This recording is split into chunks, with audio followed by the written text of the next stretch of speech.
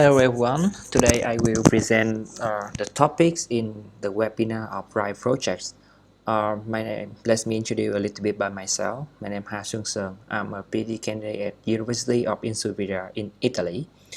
My sub-project in RAIS is focused on the privacy aspect, and the title of my topic is User Privacy Centric. So the topic today is I will focus on the user privacy reference, which support the user can control the service provider or some third party can explore their data in the privacy reserving protected. So in my talk today, I split in two sections. The first, let me introduce about the privacy reference, privacy policy, and the privacy negotiation.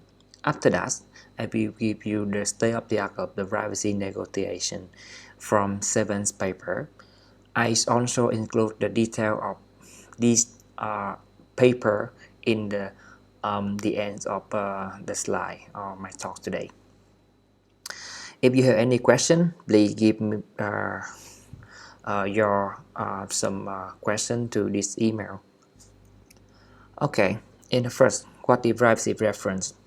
I believe that many out here can hear about privacy policy, but what is different between the privacy policy and privacy reference? In the privacy reference, the user can decide the way some service provider can collect their data, and they want to keep their privacy. That's the reason why the user can do everything on their data. They can share, they can grant the permission to collect the data, or they can revoke, or maybe they can deny the requirement from the service provider. Maybe the user can have some relaxed step. I will explain it in the next section of this slide.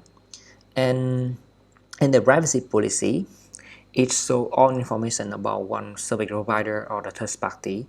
How can they collect the user data, or how they can process the data, or use for what purpose, or they can reuse for the other purpose, or share this data for the other third party, whatever. We can say that privacy policies are the privacy information of the service provider or the third party side, because all the information available information of a privacy policy are available on their website, or we can easily to find this on the internet. So the problem is we have two sides of the privacy, one for the user and one for the third party. How can we combine this to balance between the user convenience and the user privacy problem? We define the privacy negotiation. It means all the requirements of the users must be fulfilled before the service provider can collect their data for the support service. That's the reason why privacy negotiation is the key process before and for the data for the service provider. And in some case, the comparison is failed. This is the negotiation process. We move to the other step. Is we can call it relaxing step, where the user can discuss with the service provider about some benefits they can have, and depending on the user decision, this data will be sent or not to the service provider. I have some example for the privacy policy. You can easily find this on the Android application or some website.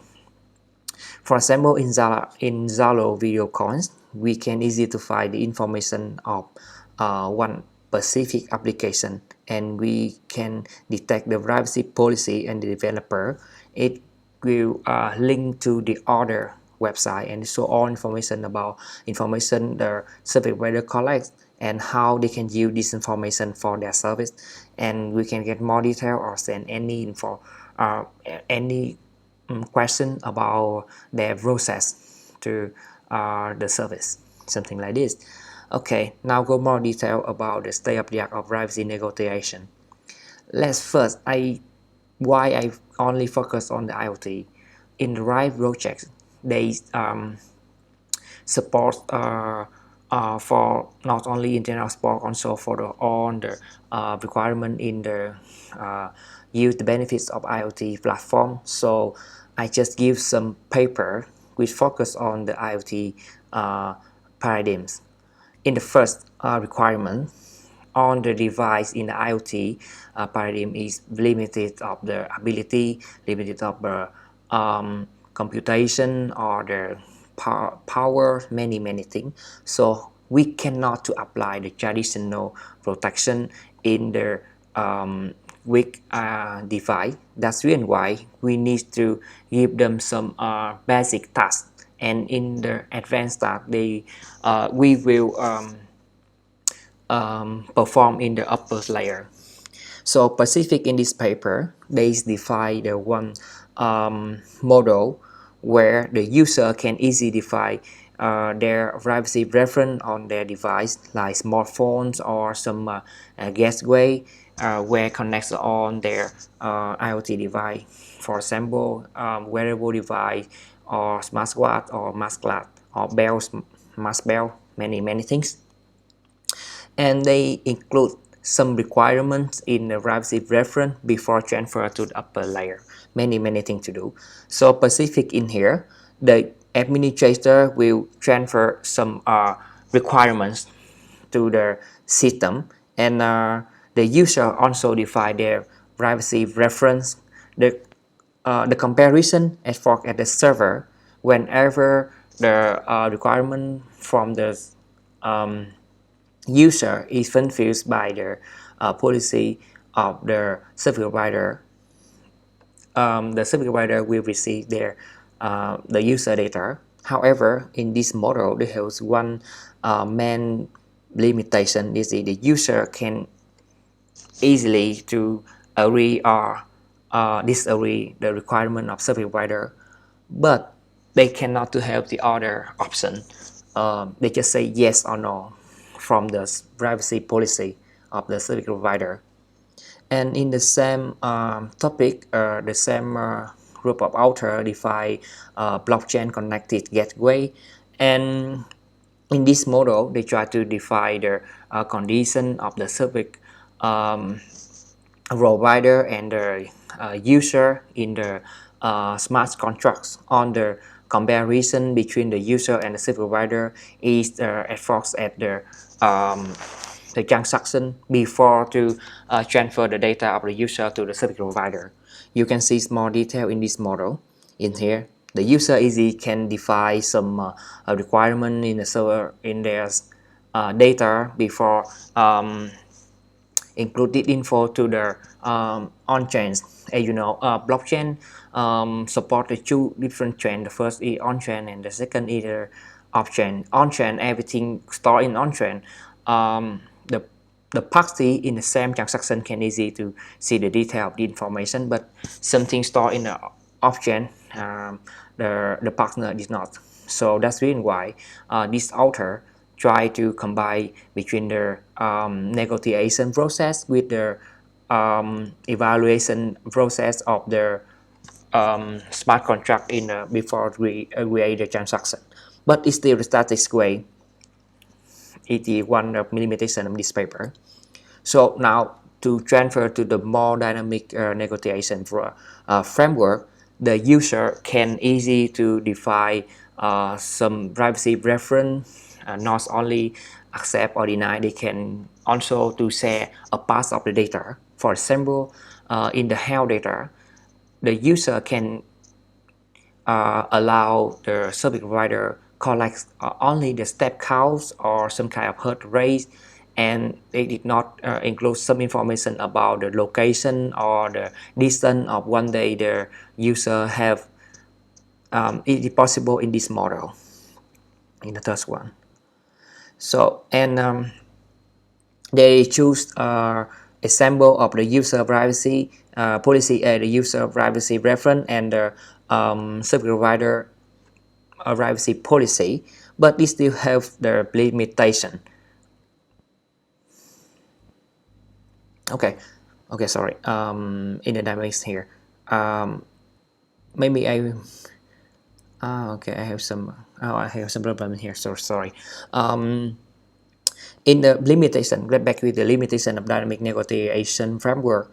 The problem is when the user define the privacy reference, there must be no on information or on the requirement of privacy policy. So that's the big problem when compare the two things, because they must be show the difference between the privacy policy and privacy reference in the same topic or the same kinds of data.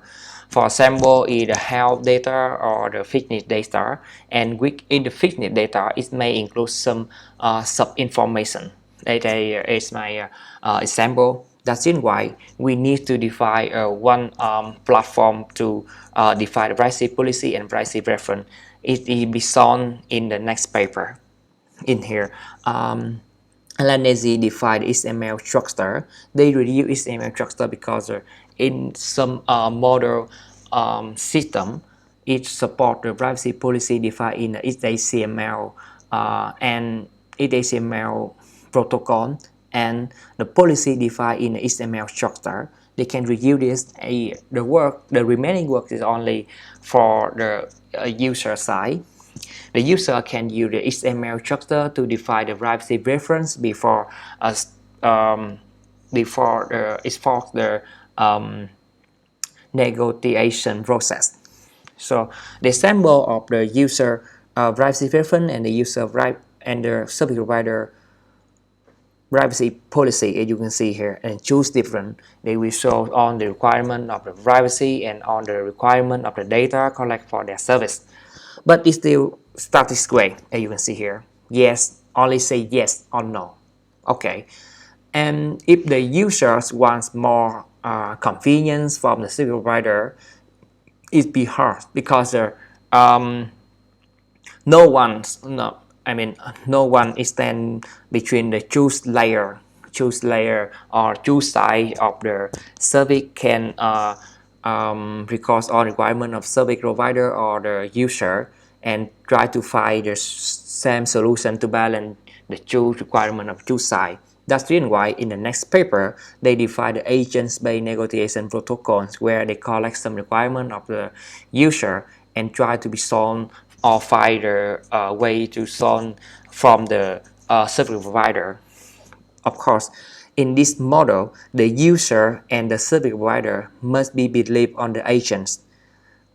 That is some limitation for the user who want to know they do inside in the agents. That's the reason why in the next paper, they define the privacy policy in the ontology structure. In ontology, they define the semantics. It means they apply the big vocabulary. They define anything about one specific data or one specific requirement. It may include some condition or some sub-condition, as you can see in the pictures here. It may include some operator like basic operator like and or not. Maybe it need to combine, or they also give some priority. Maybe in, for example, in my situation, I want to protect my hash rate and I make the priority very high, and for the step count it's easy to set the step count to receive some benefits of the healthcare service provider. That's the reason why the step count have the low priority, something like that. And to this end, the group of the author apply the PPO, it stands for Privacy Reference Ontology, and VCAP 3C, it means the Semantic Sensors Network in ontology as well.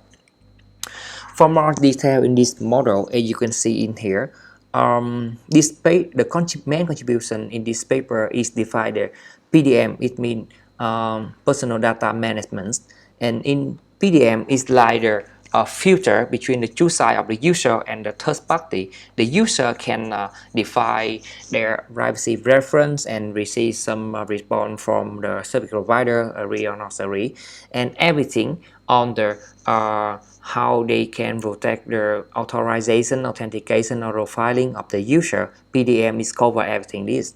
And in PDM here you can see AIDS. It compute the potential inference risk by combining on the requirement of the personal data request. So they will give to the user the recommendation about some risk or some benefit the user will face in the next term if they agree or disagree on this requirement of the service provider. And one more thing, in this model, they store only the user privacy reference and it excludes the personal data. That is the very strong points in this model. The user can fully believe on a PDM because it not include all kind of identity information or the personal information of the user.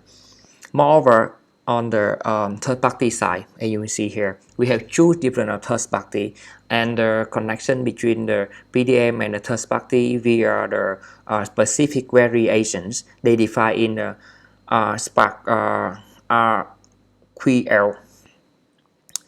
And then in the third-party side, they have two different third-party. The first, the original, and the enhanced one. In original, the negotiation only support yes or no in the from the user, and in the enhanced,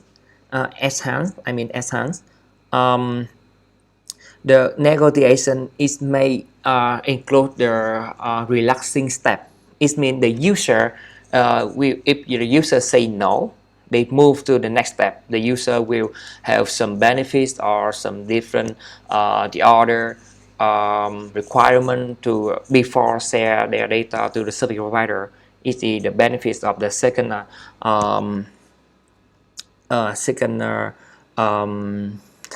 of the third party. So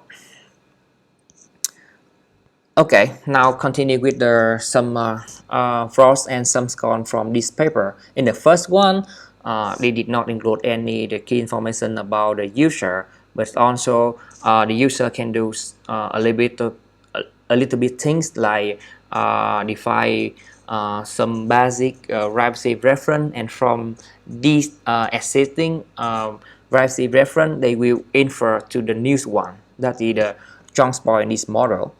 However, they still have some limitation. One of them is they did not verify the privacy policy process, because in somehow the privacy policy just mentioned a part of their requirement in their source code. And I have some experience on that, because I forgot on choosing privacy policy and their source code of their application in the Android platform. They always mention rather than something they have, something they collect from the user. That is the main point in this limitation. And the second thing, they select the control protocol whenever the user agrees to share their data. And finally, on the benefits, this model depend on the PDM. So when it means that whenever we apply the PDM in the different category or different context, we must be update the vocabulary as well, because the vocabulary is the main contribution in this model. So go next with the paper. We also know how can we combine the privacy reference and privacy policy, and how can we enforce the privacy reserving on the Internet of Things. So in the next paper, I focus on how can we reuse this approach in the specific context. It means the privacy setting automatically. So in this paper, they try to solve the problem like GDPR have the requirement for all the company or some kinds of application whose collect the information of the EU citizen. However, in GDPR, the user do the setting by themselves. So if they will receive some risk or some benefits from their setting, that's reason in this paper they provide a simple way support the user via the recommendation system when they have a new application or new requirement from the other third party. For example, in Fitbit, they may ask the user many requirements for the permission. It can include the platform permission from the Android or the iOS, and it may ask about the collected data or some input data from the user in the first of using. Many things. That's reason why the user may lack something, so they will receive some risk in the privacy. The privacy may be broken and violate. The service provider can collect from this violation.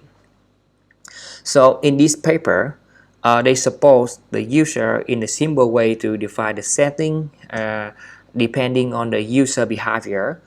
How they can do that? The first, they identity the user profile by using machine learning and clustering algorithm.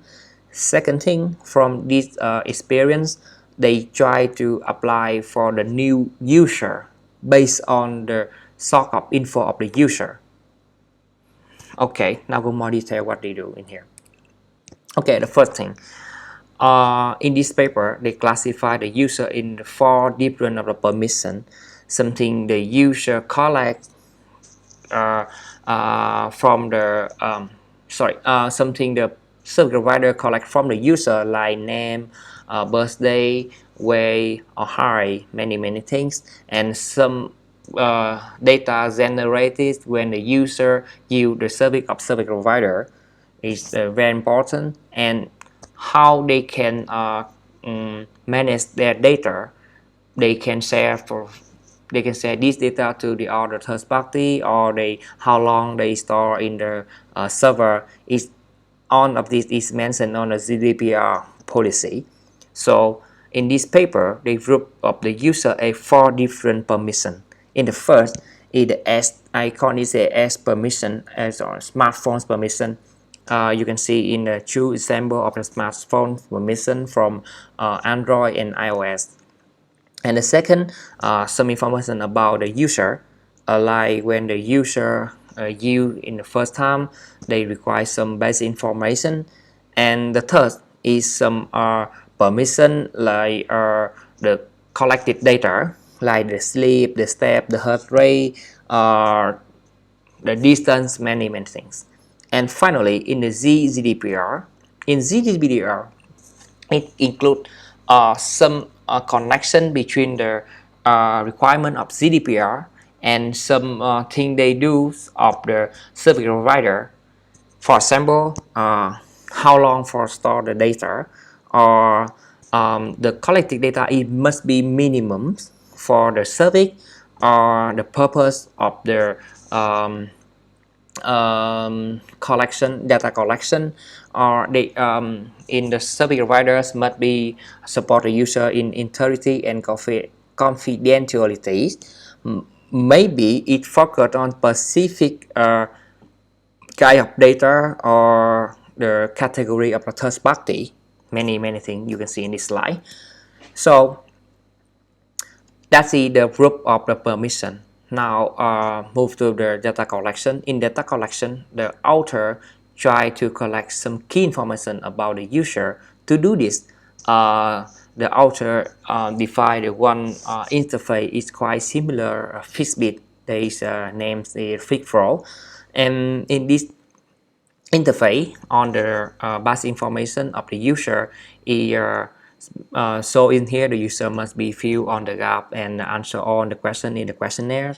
And after this, they give the certificates of the user, something like, okay, depending on the user on the statistics model, they will classify in the different permission A, S, or Z. In the A, the user easy to share on the basic info like gender, height, weight. You see in the picture on the right of the slide. However, in the S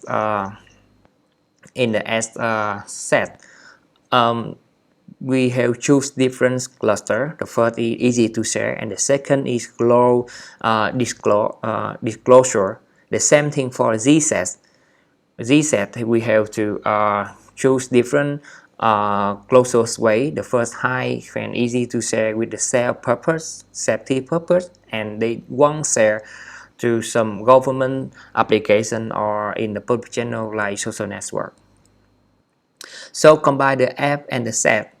The author can answer the participant consider who collect the data rather than the specific collected data. It means that when two different applications collect the same information, they depends on the popularity level of the company. They will share or they won't share their data.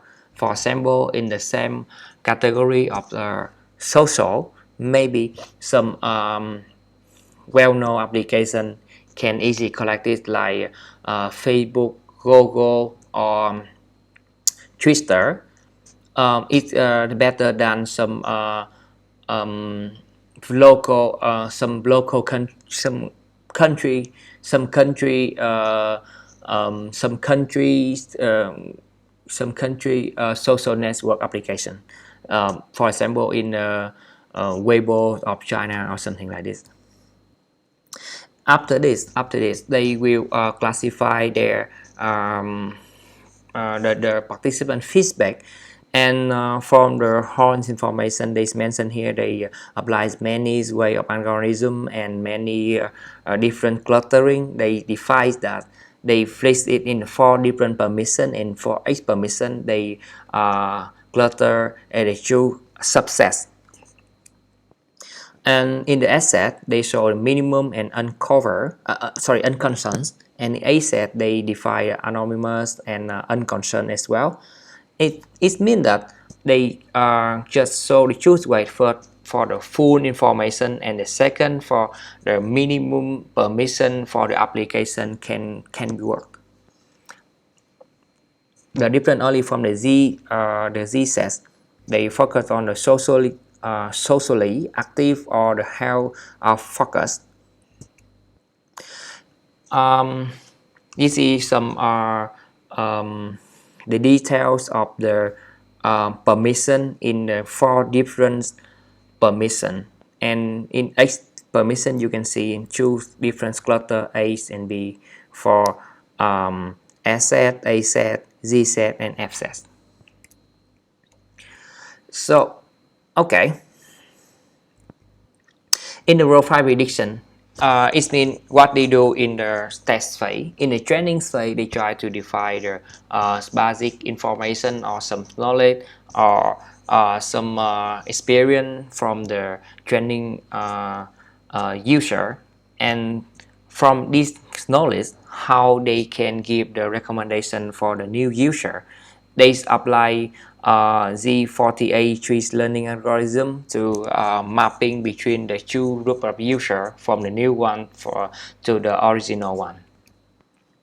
So the user will join in the same website. You can see the links in here, and from some limited information of the user, they will show the remaining of the setting. The user can allow to their